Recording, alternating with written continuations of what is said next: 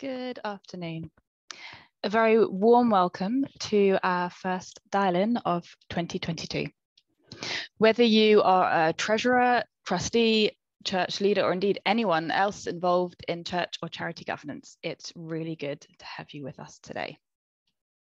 My name is Mary Evans, and I'm an accounts examiner and the team coordinator of our accounts examination services here at Stewardship. And I'll be hosting our session today. I am joined by three of our resident experts, Stephen Matthews, one of our senior consultants, Kevin Russell, our technical and advocacy director, and Archie McDowell, who's one of our consultants and accounts examiners.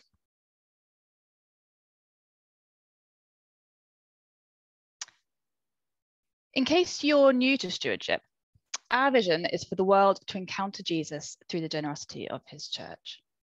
And the purpose of today's dial-in is to strengthen Christian causes, to support you in ensuring that your organisation remains compliant and equipped to fulfil the mission that you've been called to. If you'd like to find out more about how we could support your church or charity, you can see all our services and resources on our website.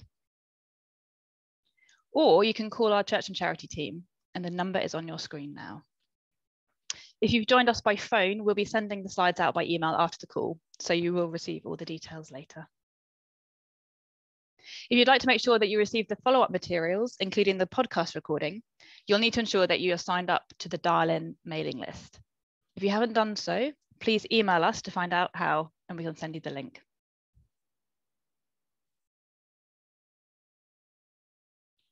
So moving on to our agenda. First off, lessons from 2021 for treasurers. Lessons for 2021 for trustees. Thirdly, we'll have an update on gift aid on loan waivers. Fourthly, IPR, what don't we know?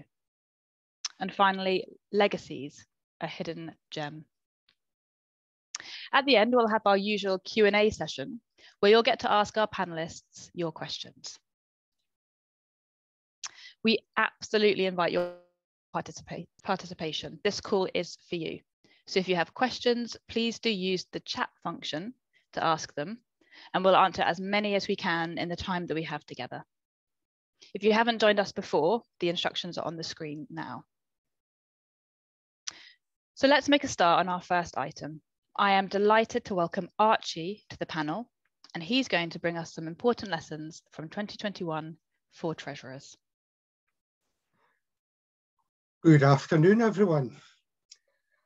I think we all know that being the church or charity treasurer can often be a thankless and lonely task, but perhaps that was never better demonstrated than it was in 2021. A year which for treasurers meant a whole new series of issues to deal with, not only due to the continued effects of COVID, but there were also some other factors too. And of course, with every new challenge, there also comes something to learn. So what can we learn from 2021? The first learning point that I want to mention is don't put all your eggs in one basket. And for church treasurers, this is particularly true when we look at the different methods of giving that are offered in worship. The churches which saw the biggest decreases in income during the COVID restrictions were those which were heavily reliant on cash and offering plate donations. Those which made use of digital options such as contactless giving, regular giving by standing order, and donations received through giving accounts, such as those offered by Stewardship, were much more likely to maintain or even increase their giving levels. It's not just about preserving income levels, though. Those churches which receive a lot of cash donations are also facing challenges in being able to bank the amounts received, as banks continue to close branches, particularly but not exclusively in smaller towns and more rural areas. Also, let's not forget the risks involved in keeping cash securely before it is banked, or the risk to the individuals who are responsible for taking the cash to the bank. So don't put all your eggs, or should that be income, in one basket. Which leads me on nicely to my second learning point: be alert. While the shift from cash to digital reduces some risks, it also increases others. And it's important to remember that while online banking is much more efficient than the more traditional methods, it's also vital that safeguards are put in place. Not all banks and not all types of account offer the same levels of security. Dual authorization of payments might not always be available, for example. And it's important that other safeguards, such as the bank accounts regularly being reviewed by a person other than the treasurer, are put in place. A significant number of treasurers have been caught out by fraudsters in recent years. And as the fraud almost always involves transferring money to another bank account, it's worth remembering that this wouldn't have been possible had a second authorization been required. So be alert, particularly from callers, emailers, or texters claiming to be from HMRC or from the bank, or even claiming to be a church or charity colleague. Also, be careful when a supplier asks you to change their bank account details for future payments to them, for example. And our third lesson to be learned: share the load. Now, I realise this might seem to be more difficult to practice. It's hard enough to find one person to be treasurer, never mind enough people to make up a finance team, I hear you say. But sometimes it's actually easier to find people willing to take on smaller tasks and to work with others. During COVID, a number of churches have found themselves in the very unfortunate position of not being able to access their accounting records or their bank accounts because one person had sole access or had the only password. Cloud accounting systems make it much easier for records to be shared confidentially and securely amongst a number of people, and also reduce the risk should the treasurer not be around because he has fallen ill or maybe left the area. Our fourth lesson: be prepared. The uncertainty which we have seen over the last 18 months or so have made the availability of up-to-date accounting records even more important. The information contained in the records will enable informed decisions to be made when things might not be going according to plan. And never has the preparation of a budget been more important in order to give something which the actual figures can be measured against. As circumstances change, flexibility is key, but this will only be possible when all the preparatory work is in place. So that's what we can learn from 2021 and take with us into 2022. Don't put all your eggs in one basket, be alert, share the load, and be prepared. And to help charities to think about this, we at Stewardship have made available a very useful resource in the form of our financial health check for churches and charities, which is available from our website. Thank you, and back to Mary. Thanks, Archie, that's really helpful. And we'll be sending the link to the financial health check in our follow-up email. So next, we're going to look at lessons from 2021 for trustees, and Stephen is going to outline these for us. Thank you, Mary. Now, it's good to learn from mistakes. It's always better to learn from other mistakes than from your own, although we're never exempt, sadly. And 2021 has been a year where there were mistakes made in the realm of Christian charity governance that we can all learn from. And I've picked 3 that I hope are useful. I've categorized them under the headings of attitude, accountability, and administration. These three characteristics form the basis of our AAA rating for churches and charities, or what makes an organisation good with money. Number one, attitude, the danger of dominance. The longer I've worked with churches and charities, the more that I've seen how harmful is the impact when one person dominates. It's often, but not always, the founder, or if not the founder, someone who has by their skill and personality driven the ministry forward. It's called founder syndrome. Now, there is a vital place for leadership, which is clear, dynamic, and inspiring. However, I now add one word without which those others are important, but ultimately a liability and not an asset. That word is teachable. In 2021, we've seen an international Christian ministry, large church in the UK, and a number of more local ministries have their effectiveness seriously damaged with financial mismanagement, complaints of abuse, team members frozen out, and the key leaders resigning as a result of personal dominance.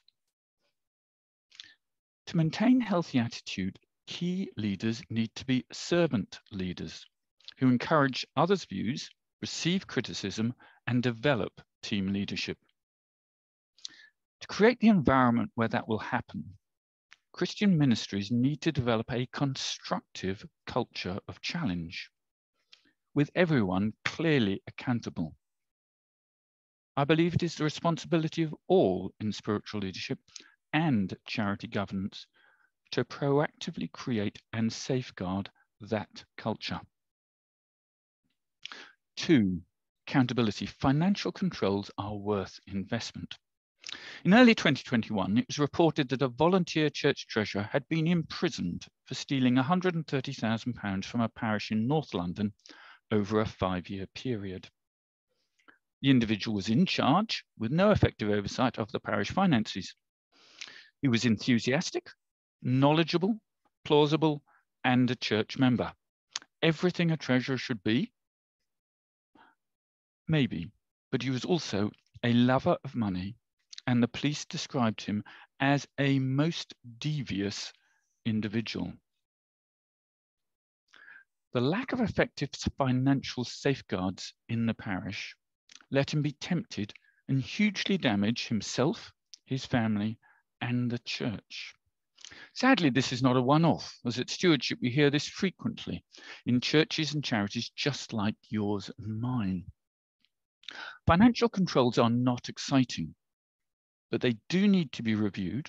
They do need to be considered in the light of what I've just said, and they are a vital part of the fabric of finance of every charity. 3, administration. Read your constitution. This may sound obvious, but many trustee groups do not. They assume what it permits or forbids. An example which we see replicated across the EU in Christian charities is that of employing someone who is a trustee when there is no permission for this in the charity's legal governing document. The consequences of that are at least embarrassing and administratively painful. At worst, they can result in resignations and potential financial costs and repayments. Fortunately, more in theory than in practice. Constitutions can be confusing. If it's not clear to you, take advice from a good charity lawyer. It's not expensive and certainly cheaper than dealing with a fallout when a board hasn't. It may not be earth-shattering, but simply reading and being aware of key issues in your constitution is a legally vital requirement, and when not done, has implications. Thank you.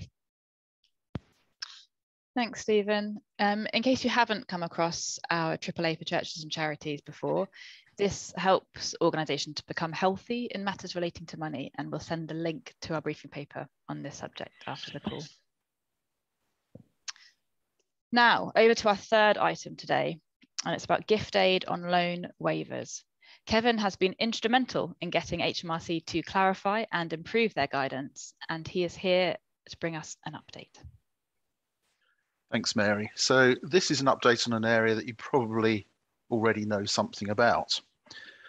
You may recall that HMRC changed their view last year on the gift aid position where someone's made a loan to a charity and they subsequently waive their right to repayment of it.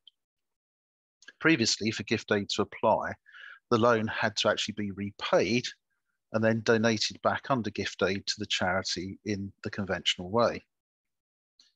Now, we and Charity Tax Group raised questions with HMRC, and they agreed to change their view on this, principally because of COVID and events being cancelled.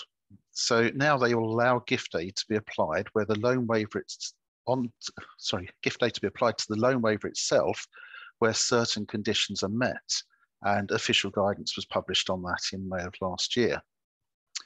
At the time, this was excellent news, particularly for charities, because it's not uncommon for church members to make interest-free or low-interest loans to their church, for example, as part of an appeal for a church building project or a specific appeal. And loans are also appealing to donors, where they may want to give a large gift to their charity because it presents them with some flexible options.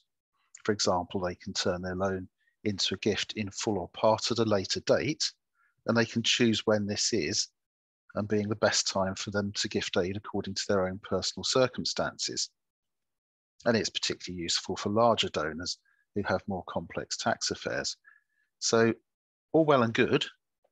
However, we immediately identified a number of points in HMRC's guidance that needed clarification, and some aspects that were simply impractical. For example, the guidance mentions both the words small and nominal. What do these mean in practice? The guidance talks about a legally enforceable document. What would they accept? Can a loan waiver be gift aided if it's a partial waiver or perhaps part of a series of partial waivers? So we entered into discussions with HMRC's policy and technical teams, and those discussions have been very positive, and they've agreed in principle for us to assist them in improving the guidance, and discussions on that are ongoing as we speak. But the main issue to be addressed is HMRC's current requirement that for gift aid to apply, there should be a legally enforceable agreement. Legally enforceable documentation to evidence the waiving of the loan. And in most cases, charities and their donors will not know precisely what this entails, and will therefore have to engage lawyers at considerable expense. And in most cases, the cost would outweigh the benefit of the gift aid on the loan waived. So, HMRC has agreed for us to draft model documents on behalf of the sector, and we've done this with the help of a London law firm, and HMRC are currently reviewing those drafts to consider whether they will provide them with acceptable evidence. There are two model documents. First, a simple letter, which we're suggesting is used for waivers of up to £500 in value. And then secondly, a more formal deed of waiver, which we're suggesting is used for waivers of up to £10,000. For waivers above that, we don't think it's unreasonable that a bespoke deed would be prepared by a donor's lawyers, although of course they may wish to use the model as a base template. So officials at HMRC are currently reviewing these, and we hope to be able to publish them for general use in the next few months. So that's where things are on gift aid and loan waivers. Mary. Thank you, Kevin. That is good news. And don't forget, if you've got any questions as we go through the call, do be typing them in. So next up, Stephen is going to talk to us about IPR. Thank you, Mary. Yes. Okay, IPR. There's a lot about IPR that in Christian ministry we don't know. Firstly, what is it? IPR stands for Intellectual Property Rights. It's the rights over the things that we create through our own invention or ingenuity. Now, there is a free briefing paper on our website on this area, which was written for us by Anthony Collins Solicitors, if you want much more detail. But ineffectively, what it is so from a church perspective, this IPR might include books and training guides, sermons, logos and straplines, worship songs, website, those sorts of things. Now, second thing we often don't know is who owns the IPR for the things developed in your church or ministry. This depends. It may be the church or ministry charities, but sometimes it is the individual writer, singer, or designer. Thirdly, often we don't know why this is important to be worth talking about at all. Answer is because it can and does cause problems, normally under one of two headings. problems of misunderstanding between the charity and the individual, and problems around charity law. Problems can arise, for example, between the minister or pastor and the church on ownership of teaching materials that can lead to a breakdown of that relationship. And who likes telling a popular and hardworking minister that the income from his latest book actually belongs to the church and not him? Secondly, problems from the Charity Commission. There can and has been criticism of trustees for giving away potentially valuable intellectual property and so losing the charity assets, or paying to promote something giving private benefit, especially if that effective gift is to someone who is a trustee. Normally, however, it only becomes a problem when something is valuable. And that's the fourth problem. What is it worth in the first place? The answer on that is probably no one has any idea. It's like in QI, you know, that question where no one knows. Sadly, IPR is very hard to value. An example would be the value of the Lord of the Rings trilogy. In 1969, Tolkien is believed to have sold the rights for £100,000. In 2008, legal action against New Line Cinema from Tolkien's estate was for £75 million, 750 times as much. Now, most IPR is nowhere near as valuable as that. But a church that I was a trustee of quite recently agreed for one of the pastoral team to write a book and release them for 1 day a week from their normal duties for a year to do that. We did this as we thought it's a very important subject that they were writing on, and it would help the church develop ours and the wider church. Now, I, for one, thought it would sell a few, but not masses. But a few months after publication, it topped the UK faith sales book list, I believe outselling the Quran and even the Bible itself for a short while. So it's very difficult to know about IPR at the beginning. The moral of that story is these things need to be clarified at the beginning. It's too late if it's thought about after the success. So who does own the IPR? Well, it depends, and it's sometimes complicated. The normal principles are, one, if it's written by a church employee, the starting point is that IP created by an employee during the course of their employment is owned by the church. However, it's not that simple. Let's take the example of a minister who writes a book, mostly in the evening, including their experiences in the church and using real life anonymized examples. And if there's nothing in the employment contract, who does own that? Was it during their employment? It was done in the evenings. What was that about? Some of it maybe have done on holiday. It's a really good question who owns that, and I can't tell you. Secondly, if it's written by a volunteer, the starting point is the IP created by a volunteer belongs to the volunteer. But that may not be what the church expects. You get one of your volunteers to design a website, that whole design now belongs to the volunteer, not the church. Third, what about an independent contractor? Well, fortunately, it's most likely to belong to the contractor and not the church, but it does depend on the contract. And the fortunate bit is because most of these things, when there's an independent contractor, it's written into the contract. The problems normally arise with books and music written by employees. This is why the Stewardship Church Charity Employment Contract Packs for church and charity workers includes clauses enabling you to clarify who owns what with IPR. The overall conclusion, the point that I'm trying to get across, is IPR may be a mystery, but it's best to make it less of a mystery, especially if you have creative types in your church or charity. Back to Mary. Thank you, Stephen. Some really helpful pointers there. If you have any questions on this area, then we would recommend in the first instance consulting our briefing paper on the subject, as that goes into much more detail. If you have more specific questions after, then you should take appropriate professional advice. Our final item for today is from Kevin, and he's going to talk to us about legacies. Thank you. A potentially significant source of income not readily used in churches is that of legacy income. In contrast, some secular charities rely heavily on this. For example, Cancer Research UK receives around 28% of its income annually from legacies, equating to nearly £190 million per annum. Total legacy income in the UK is currently estimated to be worth over £3 billion for charities. Yet church and faith-based charities don't feature particularly highly. Around 10% of that, 330 million, is thought to be destined for churches and faith-based causes. But of that, between a fifth and a quarter is accounted for by just 3 charities: the Salvation Army, the Children's Society, and Christian Aid. And each of these actively promote legacy giving, including on their websites.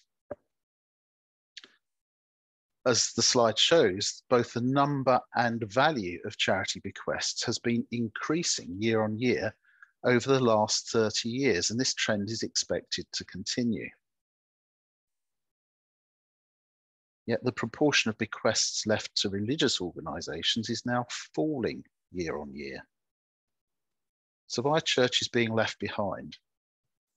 That's a hard question to answer, but possible answers include focusing on regular giving rather than thinking longer term, maybe a sense of distaste to be, inverted commas, exploiting death in this way, a perception that there is no clear biblical injunction to leave monies in a will, and the felt need that members should prioritise their own families. The first 2 of these points can be addressed by including legacy giving in a structured programme of teaching about finance and giving. That way, it avoids a perception that the topic is targeting, shall we say, senior members of the church. It's also an opportunity to build in another dimension of discipleship by helping people to think through this aspect and consider how God is calling them individually to steward their own resources. So what does the Bible have to say on the theme of legacies? Jesus' words in Matthew 6:19 to 21 are instructive. Do not store up for yourself treasures on earth, where moths and vermin destroy, and where thieves break in and steal, but store up for yourself treasures in heaven, where moths and vermin do not destroy, and where thieves do not break in and steal. For where your treasure is, there your heart will be also. And Jesus, in declining to arbitrate over a disputed inheritance between 2 brothers, tells the parable of the rich fool in Luke 12:16 to 21. In verses 20 and 21, he warns that the rich man's life will be demanded for him that very night and says, "Then who will get what you have prepared for yourself? This is how it will be with anyone who stores up things for himself, but is not rich towards God." In these verses, there's both a material and spiritual perspective, examining the heart here and now, but leading on to an eternal horizon and an incorruptible inheritance. Stewarding our resources in a godly way extends to our death, and perhaps the largest financial decision we'll ever make, and our final opportunity to make a lasting gift to God.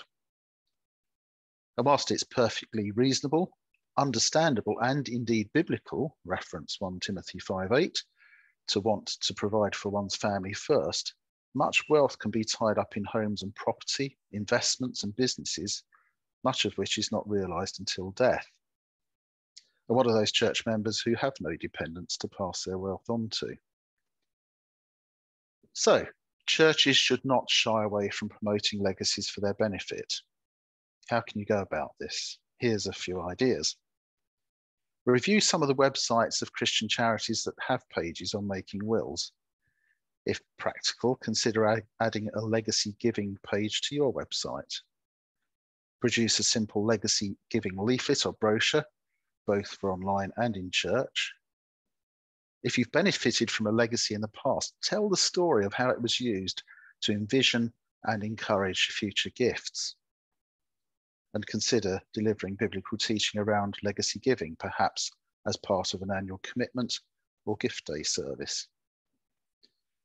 You can further prepare by reviewing Stewardship's newly updated briefing paper on legacy giving, and that includes sections on biblical, ethical and practical considerations, legal considerations, an overview of inheritance tax, including calculations, exemptions, and the reduced rate of inheritance tax where the estate includes gifts to charity, deeds of variation, which are essentially legal changes to the will post-death that are incorporated into the will, and how lifetime gifts or a legacy into a stewardship legacy account can be used to add flexibility, features, and simplification of the whole process. So to sum up, legacy income is an underutilised resource of the church. Promoting legacies in the church shouldn't be seen as off limits. Rather, it is in keeping with scriptural principles. So aim to include legacy giving within structured, possibly annual teaching on giving. Support that teaching with written and digital materials, including on your own website. Use those stories of past legacies to encourage future giving, and make use of Stewardship's legacy briefing paper. Back to you, Mary. Thank you, Kevin. Some excellent ideas. And of course, we'll send a link to the relevant resources, including the briefing paper in our follow-up email. Now, that brings us to the end of our agenda for today. But before we move on to questions, I'd just like to highlight a couple of other ways that we may be able to be of help to you. We hold regular trustee training events covering the main issues relating to being a trustee in a church or Christian charity. If you're a trustee and you've never been on any training, or it's been a while and you need a refresher, I can thoroughly recommend it. If you have questions not covered by this call, then you may also be interested in signing up for our consultancy helpline, where for a very affordable annual subscription, you can have access to professional consultants who can answer your questions on a range of topics. Details of the service and how you can sign up will be in the follow-up email after this call. And finally, just to point you towards our dedicated resource hub on our website. Here you can find all our free briefing papers and other resources, including template policies and the employment contract packs that Stephen mentioned. We are constantly looking for ways to improve how we serve churches and charities with resourcing their mission and ministry. And we've recently appointed a head of church and charity online giving, Claire Lucas. This is an exciting new role within our partnerships team, as we recognise the importance of digital giving in our world. Over the coming months, Claire will be developing new solutions to suit the needs of our partners, and would love to hear from you. If you have a partner account and any feedback on what works well, as well what could be improved to serve your support raising better, then please do email her.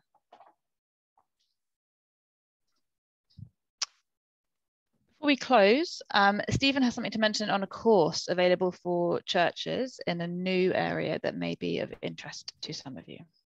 Yeah, there's this very interesting new course. Well, I think it's interesting for churches on managing bad news. It's called The Calm in the Storm. It's a course designed to help churches prevent and manage reputational crises.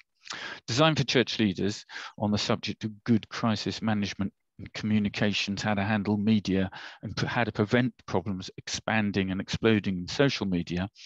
It was created by a Christian agency called Jersey Road. I believe it's a very low cost at around £49. Now, this is not a professional recommendation, but on the face of it, it does seem a useful source of help in an area that's little understood by churches and leaders. So I just wanted to let people know that it's out there. Mary, back to you. Thank you, Stephen. Included in the follow-up email will be a very brief survey that should take no more than 3 minutes. I should say 3 minutes to complete. If you're anything like me, your inbox will be full of them. But we really would appreciate you taking the time to let us know what we're doing well, whether there's anything else you'd like us to include, particularly if you haven't taken part in a survey for a while. We'd be incredibly grateful for your time. So thank you in advance. Our next dial-in will be on Thursday, the 9th of June, so do keep it free. We hope you'll be able to join us. Please feel free to invite anyone who may be interested. And we're keen to address the issues that directly concern you in your roles. So thank you to all those who sent in your questions prior to the call today. We'll be inviting you to do the same in June, so do look out for details on how to send your questions in. Now it just remains to say thank you. Thank you to our panelists, Stephen, Kevin and Archie, for taking the time to share their expertise and for answering so many of your questions. And thank you to all of you for joining us today. We do hope that you found it helpful. We pray that you and your organisations will be a blessing to those you're serving over the coming months.